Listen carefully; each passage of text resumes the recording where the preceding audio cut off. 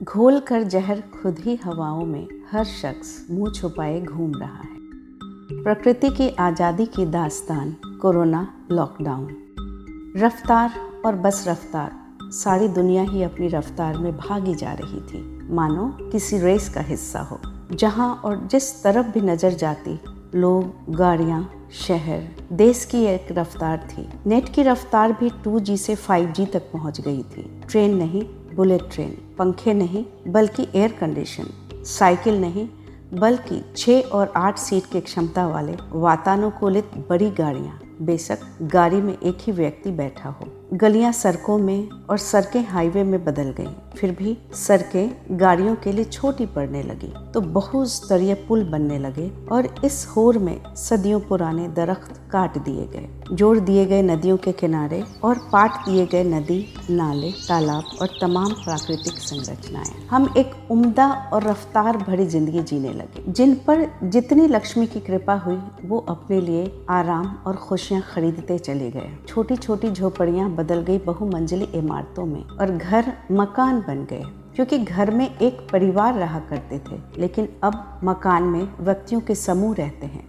जिनकी जड़ें तो एक हैं किंतु पसंद और जीने के तरीके अलग अलग। दिनचर्या, जीवन शैली, पसंद नापसंद बिल्कुल भिन्न भिन्न और आवश्यकताएं बिल्कुल विपरीत। लेकिन अचानक पूरी दुनिया में हलचल मच गई, वो भी जिंदगी की नहीं, मौत की।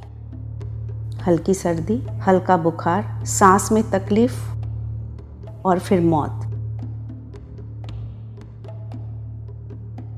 जो कहते कि पत्ते भी मेरी मर्जी से हिलते हैं, उनके यहाँ अपनों की लाशें बिछ गई। और ये लाशें किसी अस्त्र शस्त्र, बम या आतंकी गतिविधियों ने नहीं बिछाई थी, बल्कि इसे अंजाम दिया था जैविक दुनिया के सबसे सूक्ष्म माने जाने वाले विषाणु यानी वायरस ने, जिसे समूल नष्ट कर देने का हमारा इतिहास रहा है।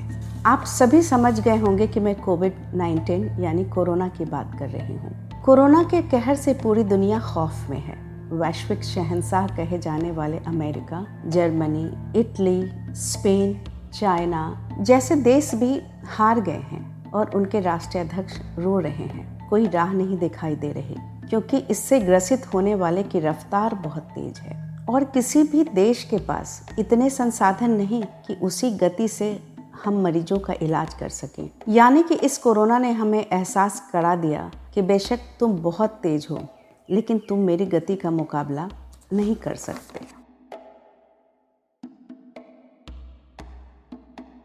और बस यहीं पर ठहर गई दुनिया और कैद हो गए हम अपने ही घरों में। जो जहां थे वहीं ठहर गए। सच्चाई यह है कि हम भारतवासी इसकी भयावहता तब समझ सके जब प्रधानमंत्री नरेंद्र मोदी जी ने 20 मार्च को मन की बात में पूरे देश को संबोधित किया और 22 मार्च को जनता कर्फ्यू का ऐलान कर दिया।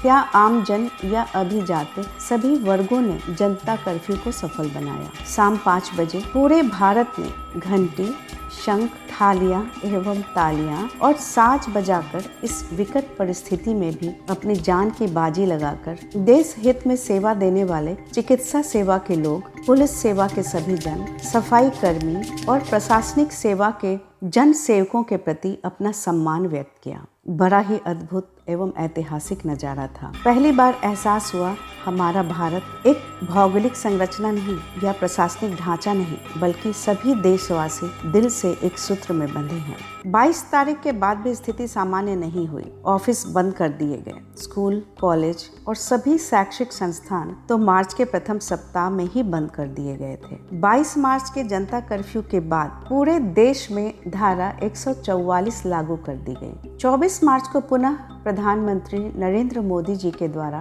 15 अप्रैल 2020 तक 21 दिनों के लिए पूरे देश में लॉकडाउन कर दिया गया।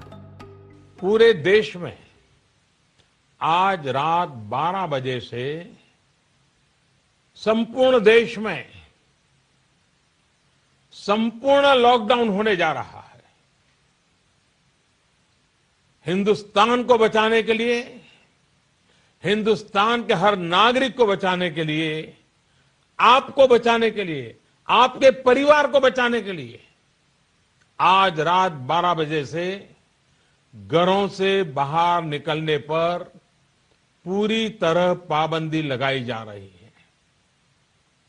देश के हर राज्य को, हर केंद्र शासित प्रदेश को, हर जिले, हर गांव, हर कस्बे, हर गली मोहल्ले को अब लॉकडाउन किया जा रहा है। इसके अलावा कोरोना की कड़ी को तोड़ने के लिए हमारे पास और कोई विकल्प नहीं था।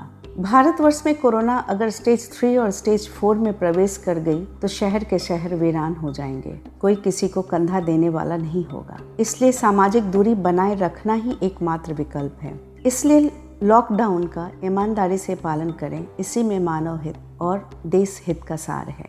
जय हिंद, जय भारत।